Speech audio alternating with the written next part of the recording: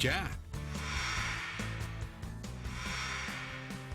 We have Alison Oakes joining us to create a red Thai coconut curry with chicken and vegetables. Alison, did I get all of that in there? You did. Perfect. Thanks for joining us. Thanks for having me. All right, so talk us through this great dish. It sounds like Okay. something you can normally just get at a restaurant. People wouldn't try at home, but you're That's saying right. it's super simple. It's super simple. I think it sounds really complicated. It has so many flavors and so many different ingredients, but we're going to simplify it and show you how you can do it at home really easy. All right, perfect. I'm ready. Let's get started. Okay, so we're going to use a cast iron skillet.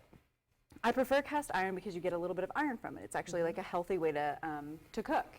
So we're going to start with a little bit of coconut oil in our skillet. So we'll do about a tablespoon, and I actually already coated the skillet with some coconut oil, so I'll put about a half a tablespoon in there right now. And then we're going to start with our Springer Mountain Farms chicken breast, the best chicken on the market. It is just a really high quality product. They don't feed them any antibiotics or steroids. And we like that it's local to where we're at. It is, of course. We always love local ingredients, which, speaking of ingredients, we have a great selection, a lot of color over here. We do. It's so a very tell us colorful kind of dish. what all goes into this. So after we're going to just like saute this on each side really quickly just to get a little bit of color on the chicken breast and a nice little bit of crust from the cast iron skillet.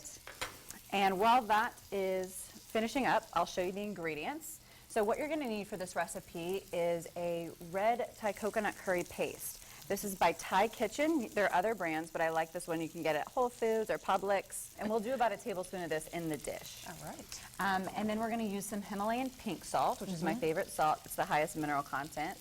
And then we're going to use a little bit of sriracha for extra spice. If you don't want it spicy, you can leave that out. For other flavoring, we're going to use fresh basil and ginger. So the red Thai curry paste actually has ginger in it already, but I like extra ginger. Plus, it gives you more health benefits. And then we have our veggies. Honestly, in this dish, you could do whatever vegetables you like. I just chose the 3 that I usually do at home that I keep on hand. I always keep frozen broccoli at home, so we're going to use that. Sliced mushrooms and some bell peppers. I love bell peppers in this because it kind of just goes with all the flavors. But you could do onions or eggplant or squash or whatever you'd like. Perfect. Good to know. So this looks like it's doing pretty good. So don't be scared of the coconut milk. It's a little bit chunky when you get it from the can, but when it hits the heat, it's going to melt down and make a beautiful, delicious sauce. So I'll just finish dumping it in. So about how much are we putting in? I'm gonna put the whole can. I'm gonna start with about half, and then I'll dump a little bit more as we go. We're going to finish this in the oven, and so a lot of the water will cook out of it, and we'll have a nice, rich, thick sauce. Perfect. So as we discussed, we're going to use this Thai curry paste to put in all of the flavoring. So after that's in, it's going to just slowly simmer. I'm going to add a tablespoon, maybe a little over a tablespoon. Feeling generous today on this. And then we will just mix that around. a little extra spice. I'm going to smell this because I'm curious. Oh, it's so, it has that so smells much great. flavor. Yeah. Oh, that smells really good. So we're going to let that simmer, and then all you're going to do is add in the rest of the ingredients.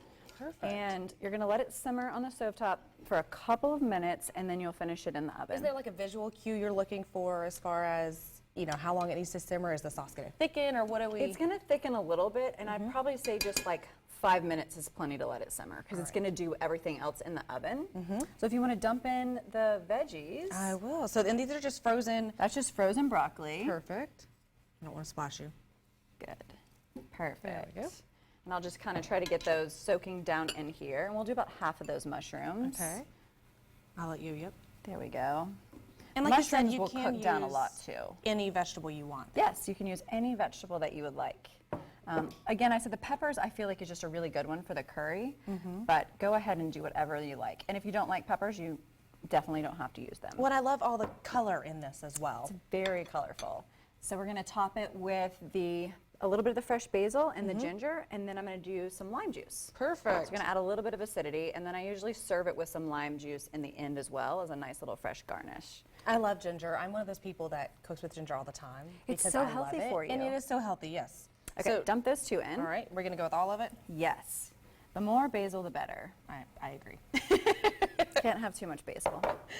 And then our ginger. I love how this is a one pan, one pot dish also. Yes, yes. Makes cleanup easy. So isn't that beautiful? That is gorgeous. I love all the colors. So we're just going to dump it all in there? Yep. We're going to pretend that we would stir this around a little bit more. And then you just finish it in the oven. Perfect. So we'll take it over to the oven and throw it in there real quick.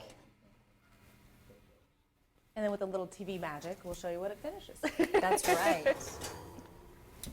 And voila. All right, so this is is what the the finished finished dish. product looks like. And so Yes. you just took it out of the oven and you just, put the chicken on, then poured everything over top. That's right. All right, Allison, thanks for joining us and thanks for this having recipe. me. Absolutely.